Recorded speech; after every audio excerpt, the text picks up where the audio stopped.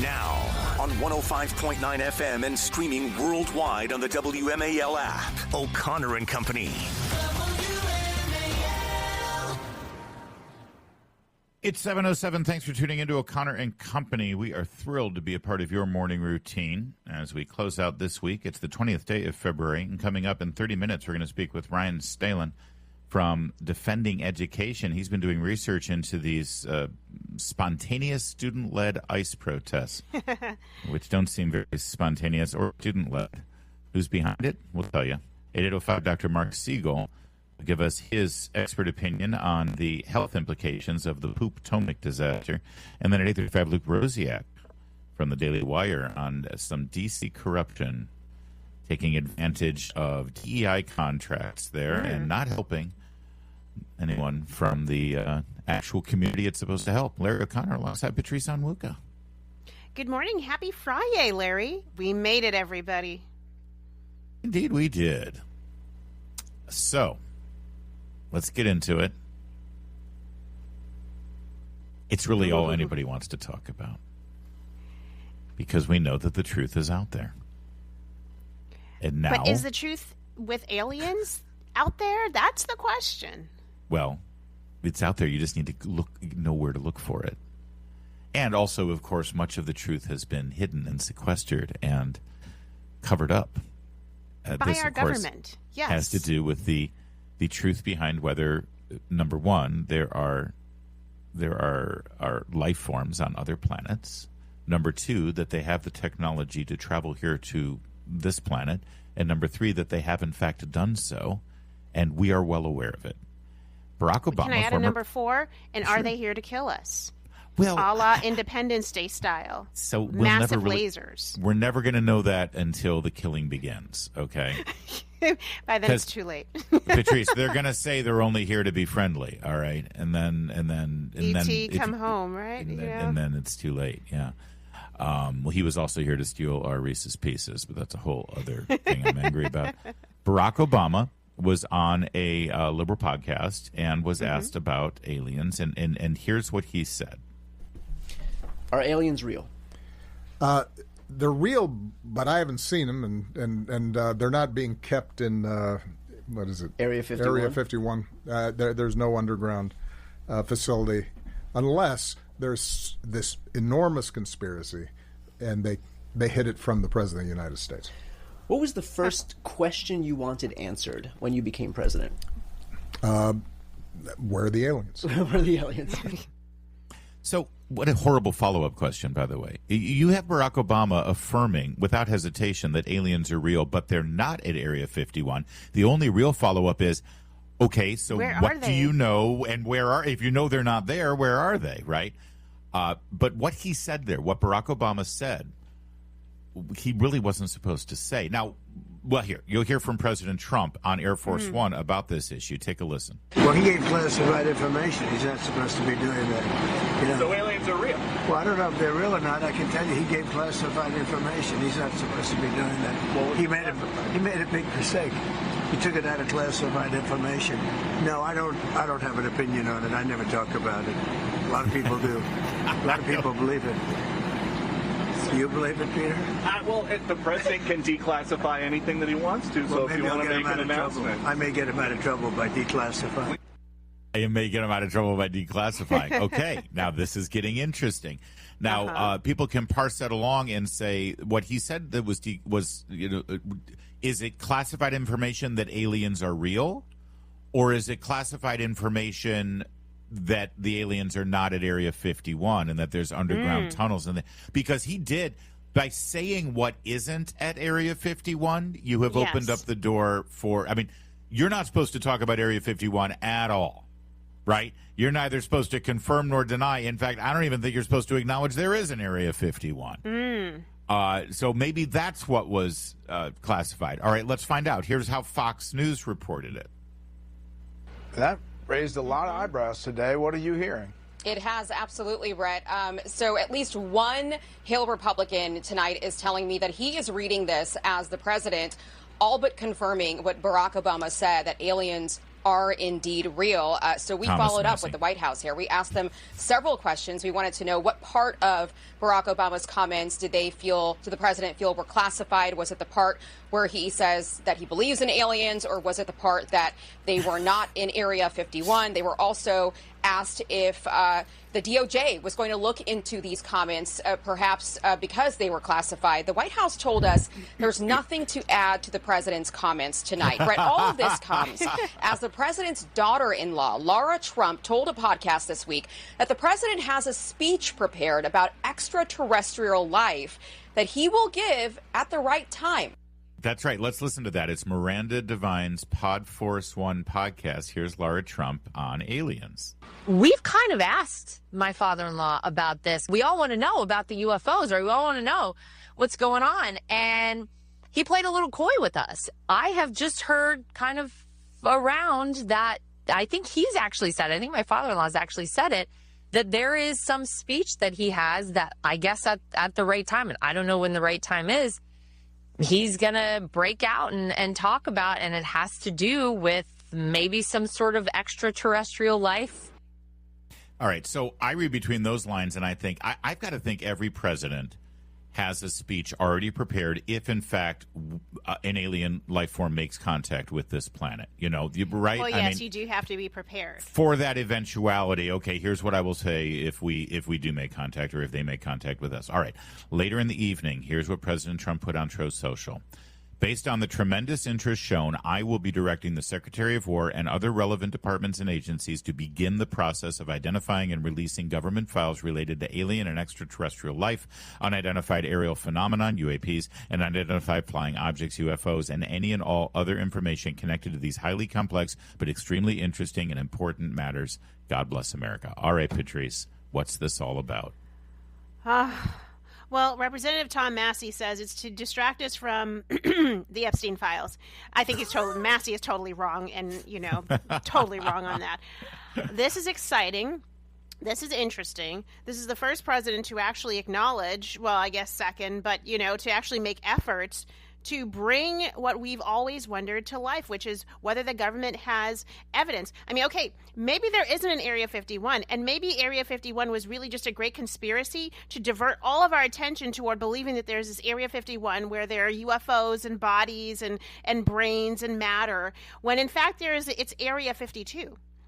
Or Area 99, somewhere else, where the federal government actually is housing material, life forms, equipment, unexplainable objects. I mean, I'm beginning to believe that, yes, this is possible. God made a lot of things when he created what we see now as the worlds. And maybe the Bible didn't mention the extraterrestrials that God made. That doesn't mean that God could not have made them. Well, right? Of course. Well, yeah.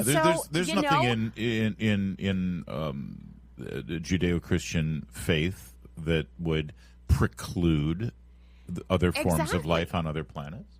Exactly. So, whether the life forms are little microscopic organisms on another planet, or whether they are an ulterior universe like what we have here, where it's, Larry and Patrice, but Patrice Larry. I mean, I don't know what it looks like, but I'm just excited to see some information declassified. And yes, I'm beginning to believe that Area 51 is a total red herring, and it's actually like Area 50 or Area 52 or Area 99, something like that. But I do believe that the federal government has a repository somewhere deep under the earth in the United States. Maybe it's here in Maryland. Noted. I don't know. Maybe that's what the sphere is all about. But I mean, can we just all acknowledge that Elon Musk is an alien and just get through with it? I mean, that seems more obvious than anything else, and he's just trying to get home. That's why he's obsessed with rockets. He's sick of it here, and he wants to go home. It's 7:15. So we're seeing all of these protests pop up in Virginia. In fact, it was one in Woodbridge, Virginia. Students walked out of school in Woodbridge, Virginia, 300 of them, to demand that ICE be dismantled or defunded or whatever. High school students have nothing to do with it. It's not going to happen. Anyway, there's a happy ending to this story. All 303 students who walked out of school at Woodbridge High School have been suspended for 3 days. Good. Yeah, exactly. Thank you. Very good. I can't wait for the recall effort there for the superintendent or the principal and whoever gets fired there. Meanwhile, here's cut 17. This is what it sounded like in Baltimore as students walked out of class and weaved in and out of traffic.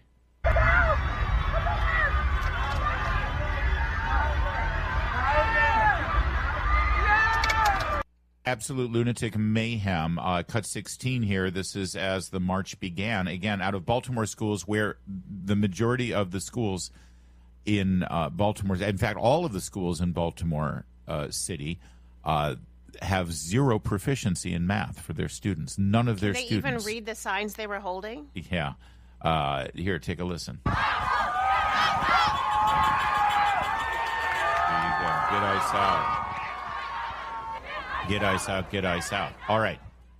So as these protests continue, we see more videos out of North Carolina, out of Missouri, these students just spontaneously leaving, getting up out of their classroom and leaving.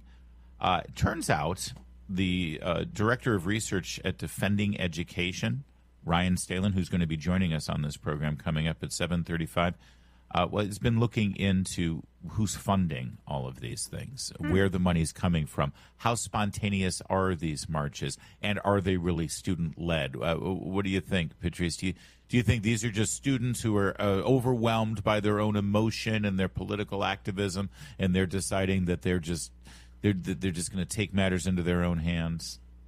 No, they're kids who are just looking for an excuse to get out of school, commit mayhem, and somebody has given them something, a sign to hold up and a slogan to chant. This is absolutely manufactured. And frankly, I think in the arc of the social justice activism, this is on the tail end. So when it filters down to the high school students, you know this issue is on its way out rather than bubbling up and really gaining steam, so to speak.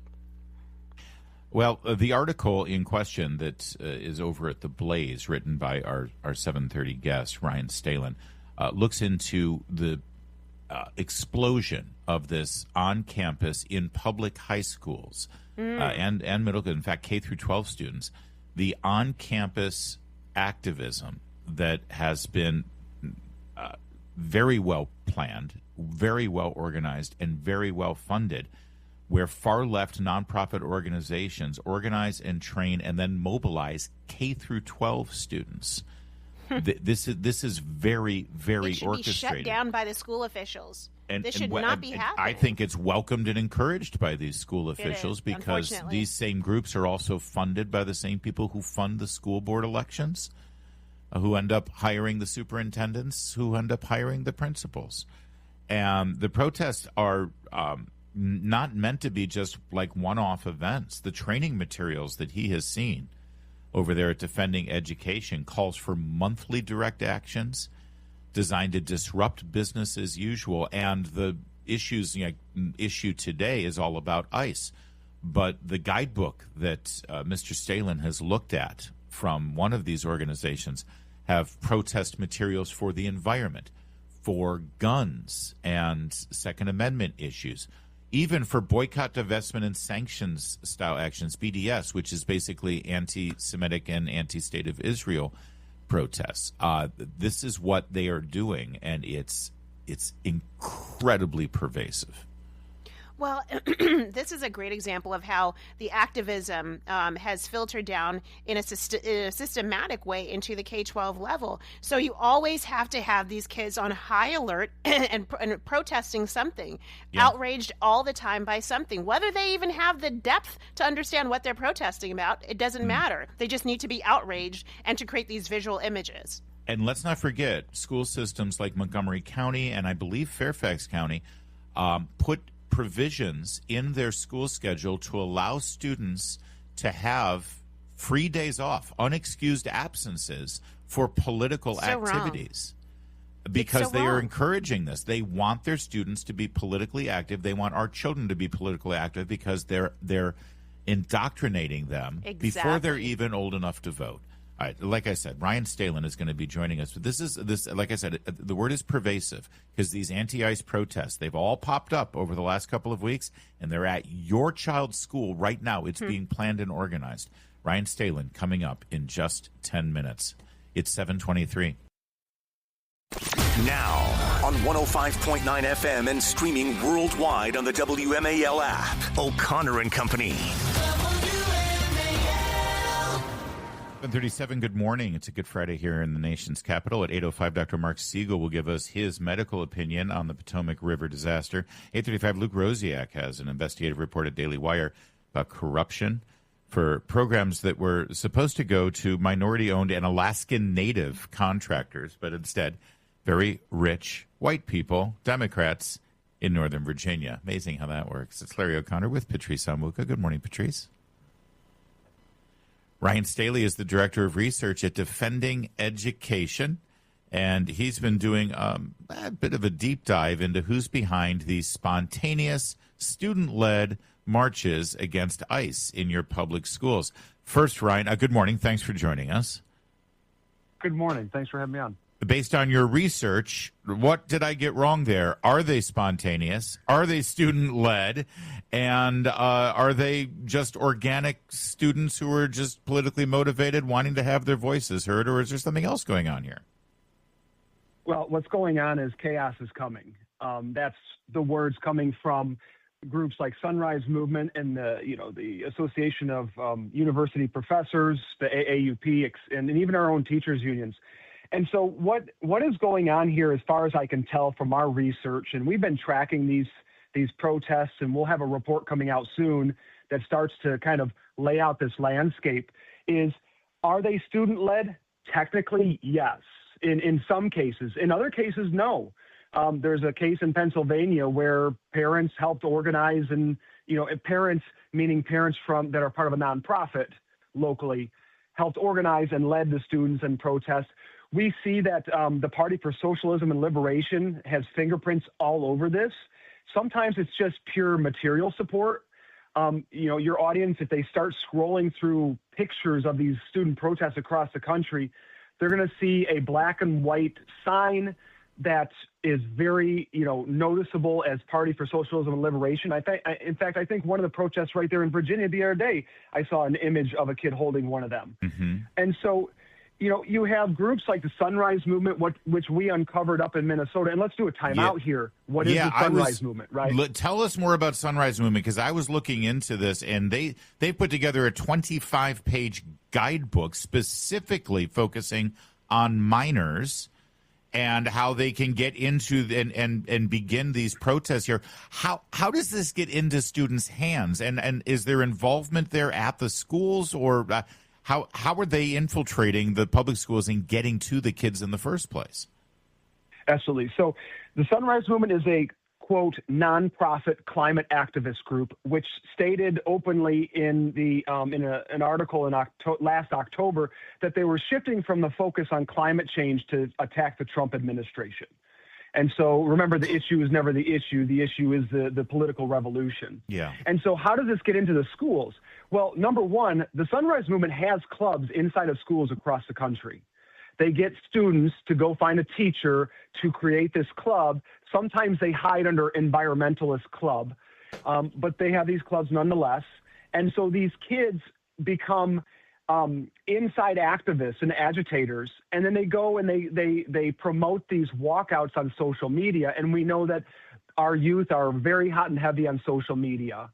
And then what these kids do is, within their network, they start to promote these other groups like the Party for Socialism and Liberation, Sunrise Movement, and it becomes the cool thing to be involved in.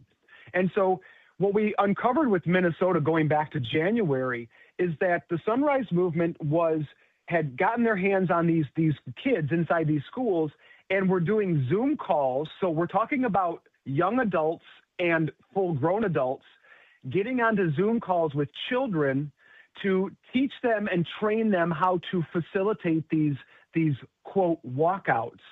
Wow. And and what we see there is that all of a sudden these kids, and by the way, in conjunction with the teachers unions, and let's do another kind of like time out and pause here, because we have evidence that the American Federation of Teachers is a listed climate partner of the Sunrise Movement.